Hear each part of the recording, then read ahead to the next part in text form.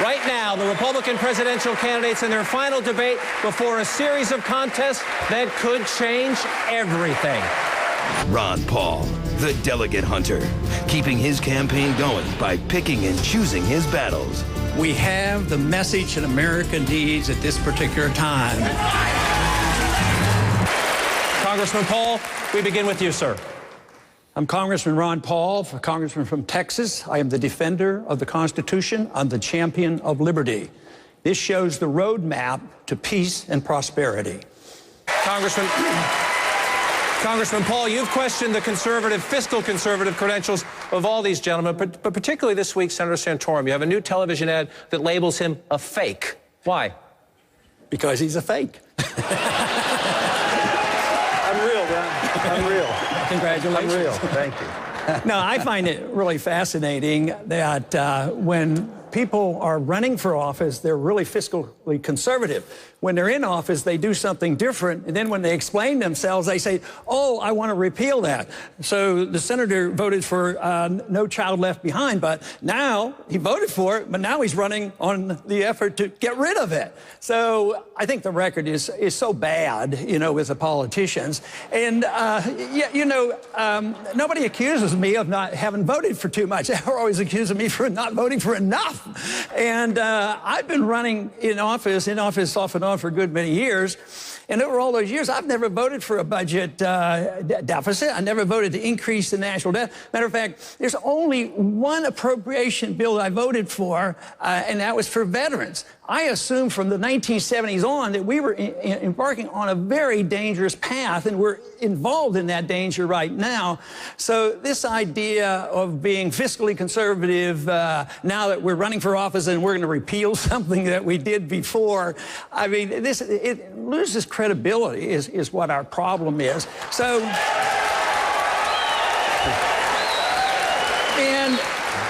and the one thing that I think should annoy all Americans is the voting for foreign aid. I mean, just think, their foreign aid packages are huge, and when the member votes for it, they don't say, well, this money's going to ABC because I love that country, but it's the principle of the way the government works. You vote for foreign aid because for some weird reason it's supposed to be good for America, but then it goes and helps all our enemies. That's what I disapprove of. Senator Santorum, respond quickly. Ron, the Weekly Standard just did a review looking at the national taxpayer unions, I think Citizens Against Government Waste, and they measured me up against the other 50 senators who were serving when I did, and they said that I was the most fiscally conservative senator in the Congress in the 12 years that I was there. My ratings with the national taxpayer unions were A's or B's.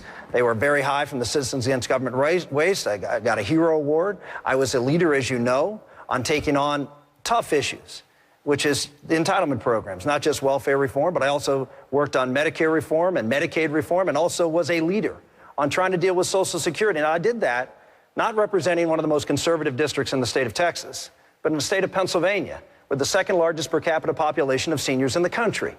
And I can tell you, those seniors really cared about Social Security. Why? Because all my rich seniors moved to Florida and Arizona. And what's left in Pennsylvania is folks who relied on Social Security. And I was out there as a Republican senator, a conservative voting record, over a 90% conservative voting record from the American Conservative Union. By the way, Ron, you ranked 145th in the bottom half of Republicans this year in a conservative voting record from that same organization. We had a strong record in a tough state to be a conservative. If I can stand up in the state of Pennsylvania, which hasn't elected a Republican president since 1988, and have a strong principled voting record on issues that were tough in my state, senior issues. Imagine now, as the President of the United States, with a Tea Party movement and a riled-up conservative base, what we can accomplish in Washington, D.C. Congressman, quickly. You know, that's always a cop-out when you compare yourself to the other members of Congress. The American people are sick and tired of the members of Congress. They get about 9% rating. But this whole thing about comparison of conservative votes, I think you make a very important point. I don't rate one at the top. If it's spending or on taxes, I'm at the very top because I vote for the least amount of spending and the least amount of taxes, which means that some of the conservative ratings, you have to realize, sometimes conservatives want to spend money too. When it comes to overseas spending, you vote for the foreign aid. Conservatives are quite pleased with spending money overseas, but if you're a strict fiscal conservative and a constitutionalist, you don't vote for that kind of stuff, and so you can't just go by the ratings. As you can see, it's an important issue to the people in the audience. I think it's one of the reasons this race has been so volatile. Voters are looking and they're saying, which of these candidates can I trust? And the bottom line was, when I was in the United States Senate, there was transparency, and Congressman Paul, who is one of the most prolific earmarkers in the Congress today, would tell you, and I'm not criticizing, I'm just saying that that's a fact. Right. That he. I think you got a chance to say a word. Mr. Speaker, you were referenced by the governor. You first, then Congressman Paul. Don't worry, we'll get to you, Congressman, I promise. Good. Congressman Paul, answer Senator Santorum, please, sir. I followed that, and You know, there's reason for the confusion because because it's all Congress's fault. They're all messed up. They don't know what they're doing in Congress is the real reason. But this whole idea of earmarking is designating how the money is spent. What a lot of people don't understand is if the Congress doesn't say the way the money should be spent, it goes to the executive branch. And that's the bad part. If you were actually cutting, it would make a difference. But you don't want to give more power to the executive branch. Even if I'm president, I don't want more power over that funding. That should be with the people and with the Congress. But earmarking, the reason we get into trouble is the responsibility of Congress. Take your highway funds. We're supposed to pay a user fee. We pay our gasoline tax. We should get our fair share back. But what do? They take the highway funds and other these trust funds, and they spend this money overseas in these wars that we shouldn't be fighting. And then when the highways need building, then you have to go and fight the political system and know who to deal with and maneuver and try to get some of your money back. But if you say you're against the earmarking and fuss and fume over, the answer is vote against the bill. That is what I do. I argue for the case of the responsibility being on the Congress, but it's the responsibility of us who believe in fiscal conservatism to vote against the bill. We need to vote against the spending is what we need to do. All right. Congressman Paul, as you join the conversation, criticism of President Obama here, but I also want you to address the state's current Republican governor, Rick Snyder, who supports Governor Romney, but that's irrelevant to this point. He says, quote, the bailout actually was something that really worked. Is that Republican governor wrong? Well, you know that's interesting that when they argue that case. First, I don't like the idea that you have good bailouts and bad bailouts. If bailouts are bad, they're bad, and we shouldn't be doing it. But this argument about maybe one that works, well, now that the bankruptcy or the bailing out of GM worked, I said that's sort of like if a criminal goes out and robs a bank and he's successful, therefore you endorse what he did because he's successful. But you have to rob people. You have to distort the law. The government is supposed to protect contracts. They're not supposed to regulate contracts, and they're not supposed to undermine contracts. And that's what we've been doing. In the housing bubble, we undermine contracts. And this is what we're doing here. So you want to respect the contracts. A lot of people will accuse me of advocating a free market, that there's no regulations. Actually, the regulations are tougher because you have to go through bankruptcy and you have to face up to this. And it isn't like General Motors would be destroyed. Newt made that point there, that there were good parts of General Motors, but politicians can't figure this out. Then they serve the special interest. And then you have labor fighting big business. I opt for the free market and the defense of liberty. That's what we need in this country. All right. Since birth control is the latest hot topic, which candidate believes in birth control, and if not, why? Congressman Paul. As an OB doctor, I've dealt with birth control pills and contraception for a long time. This is a consequence of the fact the government has control of medical care and medical insurance, and then we fight over how we dictate how this should be distributed. Sort of like in schools, once the government takes over the schools, especially at the federal level, then there's no right position. Then you have to argue which prayer, are you allowed to pray, and you get into all the details. The problem is the government is getting involved in things they shouldn't be involved, especially at the federal level.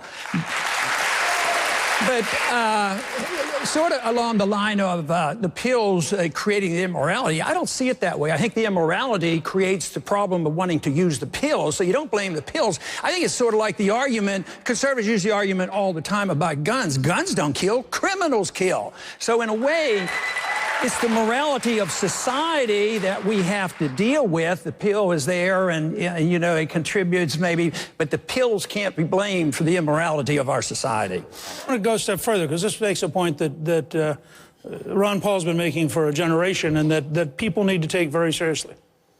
When you have government as the central provider of services, you inevitably move towards tyranny because the government has the power of force. Congressman, please. Follow-up. You know, we talk about the morning after pill. Actually, the morning after pill is nothing more than a birth control pill. So if birth control pills on the market, the morning after pill. So if you're going to legalize birth control pills, you can't separate the two. They're all basically the same hormonally. But once again, the question is, if you voted for Planned Parenthood, like the senator has, you voted for birth control pills. And you literally, because funds are fungible, you literally vote for abortion because Planned Parenthood gets the money. Oh, I'll buy birth control pills, but then they have the money left over to do the abortion. So that's why you have to have a pretty strong resistance to voting for these bunches of bills put together. Planned Parenthood should get nothing, let alone designate how they spend. Senator Santorum. As Congressman Paul knows, I oppose Title X funding. I've always opposed Title X funding, but it's included in a large appropriation bill that includes a whole host of other things, including the funding for the National Institutes of Health, the funding for Health and Human Services, and a whole bunch of other departments. It's a multi-billion-dollar bill. What I did, because Title X was always pushed through, I did something that no one else did. Congressman Paul did. I said, well, if you're going to have Title X funding, then we're going to create something called Title 20. Which is going to provide funding for abstinence-based programs. So at least we'll have an opportunity to provide programs that actually work in keeping children from being sexually active instead of facilitating children from being sexually active. And I pushed Title 20 to accomplish that goal. So while, yes, I admit, I voted for large appropriation bills, and there were things in there I didn't like, things in there I did, but when it came to this issue, I proactively stepped forward and said that we need to do something at least to counterbalance it, A. B, I would say that I've always been very public, that as President of the United States, I will defund Planned Parenthood. I will not sign any appropriation bill that funds Planned Parenthood. Senator, go ahead. John, this demonstrates the problem that I'm talking about. There's always an excuse to do this. Now, Title 20, I don't know whether you inferred that I would support Title 20 for abstinence. No, it would cost money as a program. It's not a program of the federal government to get involved in our lives this way. If you want laws like that, maybe at a state, but the federal government shouldn't even be spending money on abstinence. That's way too much more. I don't see that in the Constitution anyway. A recent federal analysis says the cost of secure fencing, which they have in a good deal of the border along this state, would cost about $3 million per mile. Is that a good investment, money well spent? Probably not, but we can do a better job, and the best way to do it is forget about the border between Pakistan and Afghanistan and deal with our border and put the resources on this border. This is what we need. But we need to change the rules. We reward illegal immigration. They get benefits. Texas hospitals and, schools are going bankrupt. The restraints on the states and Obama's restraints on the states to do with it. Why isn't, if an illegal comes across the border and they go on private property, why isn't that trespassing? And why don't you have the right to stop it? So, but there should be no mandates from the federal government about what you must do. Under the 9th and 10th, there would be essentially none. But the federal government does have responsibility for these borders, and I just hate to see all these resources. I think that we should have much more of immigration service on the border to make it easier. It's hard to even get to visit this country. We're losing a lot of visitors and workers that could come to this country because we have an inefficient immigration service. And then that invites fights the illegal. We have to deal, we can't endorse the illegal, but the program today endorses the illegal problems. And a weak economy is always detrimental too because of the welfare state. We have welfare at home and some jobs go begging. We have jobs going begging in this country in the midst of the recession. Has to do with the economy. You can't ignore the economy, but also the welfare state, allowing immigrants to come over and then get the benefits. If you subsidize something, you get more of. So there's a lot we could do and we should do, and certainly this president is not doing a very good job. Mr. Speaker, gentlemen, we have a question here from CNNPolitics.com. Without caveats or explanations, please define yourself using one word and one word only. Congressman Paul? Consistent. On the question of a more prominent combat role for women. Good idea or bad idea? Congressman Paul?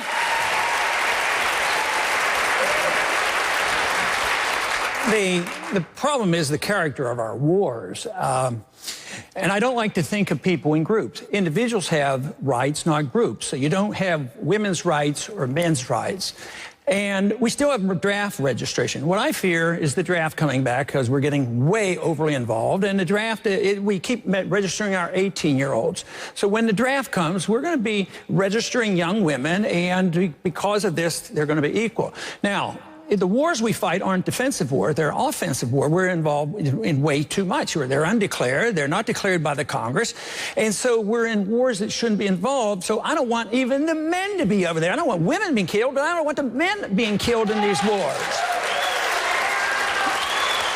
But because now we have accepted now for 10 years that we're allowed to start war, we call it preemptive war, preventive war. Well, that's an aggressive war. I believe in the Christian just war theory that you have to morally justify the war in defense. Now, if we're defending our country and we need to defend, believe me, men and women will be in combat and defending our country, and that's the way it should be. But when it's an offensive war going where we shouldn't be, that's quite a bit different. So it's the foreign policy that needs examined. Congressman Paul, all three of your rivals here make a passionate case. All three of them make a passionate case that this is a vital U.S. national security interest. But you disagree. I disagree because we don't know if they have a weapon. Matter of fact, there's no evidence that they have it. There is no evidence. Israel claims they do not have it, and our government doesn't. I don't want them to get a weapon, but I think what we're doing is encouraging them to have a weapon because they feel threatened. If you look at a map of Iran, we have 45 bases around their country plus our submarines. The Iranians can't possibly attack anybody, and we're worrying about the possibility of one nuclear weapon. Now, just think about the Cold War. The Soviets had 30,000 of them, and we talked to them. The Soviets killed 100 million people, and the Chinese, and we worked our way out of it. And if you want to worry about nuclear weapons, worry about the nuclear weapons that were left over from the Soviet Union. They're still floating around. They don't have them all detailed. So we're ready to go to war. I say going to war rapidly like this is risky and it's reckless. Now, if they're so determined to go to war, the only thing I plead with you for, if this is the case, is do it properly. Ask the people and ask the Congress for a declaration of war. This is war, and people are going to die, and you got to get a declaration of war. And just to go and start fighting.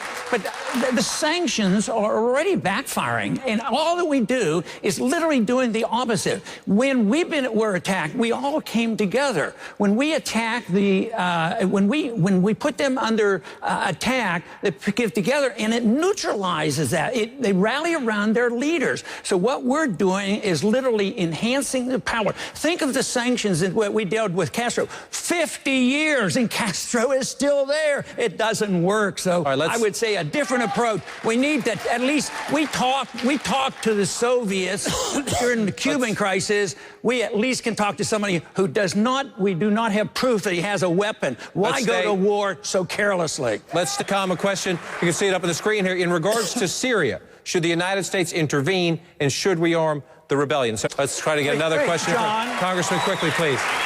No, I get a minute. Well, quickly. You know, I've tried the moral argument, I've tried the constitutional argument on these issues, and they don't go so well. But there's an economic argument as well. Matter of fact, Al-Qaeda's had a plan to bog us down in the Middle East and bankrupt this country. That's exactly what they're doing. We've spent $4 trillion of debt in the last 10 years being bogged down in the Middle East. The neoconservatives who now want us to be in Syria, want us to go to Iran and have another war. And we don't have the money. We're already, today, gasoline hit $6 a gallon in Florida, and we don't have the money. So I don't believe I'm going to get the conversion on the moral and the constitutional arguments in the near future, but I'll tell you what, I'm going to win this argument for economic reasons. Just remember when the Soviets left. They left not because we had to fight them, they left because they bankrupted this country, and we better wake up, because that is what we're doing here. We're destroying our currency, and we have a financial crisis on our hands. On that point, this is a conversation about what is the proper role of the federal government in the education issue. To the Congressman Paul.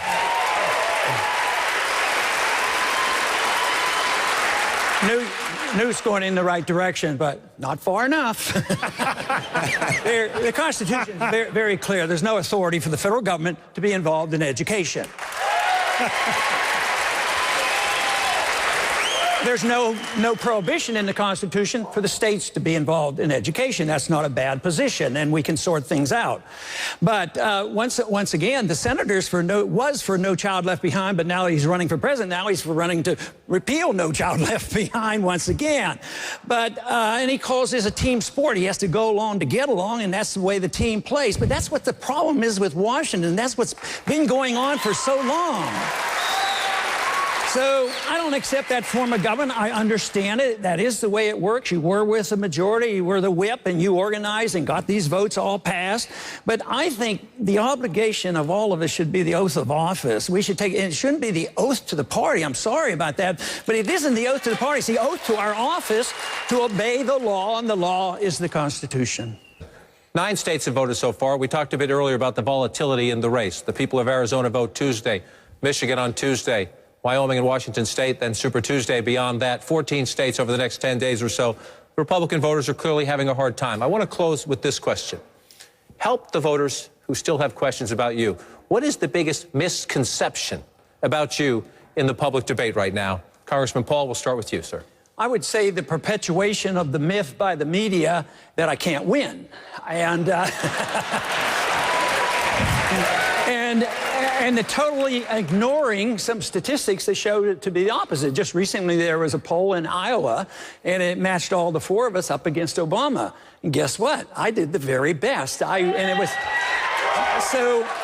would say that is the biggest myth. But let me tell you, though, in public perception is one thing, but when you go around and talk to the American people and we have our rallies, that misconception isn't there. And I think that's the biggest misconception that I have to deal with.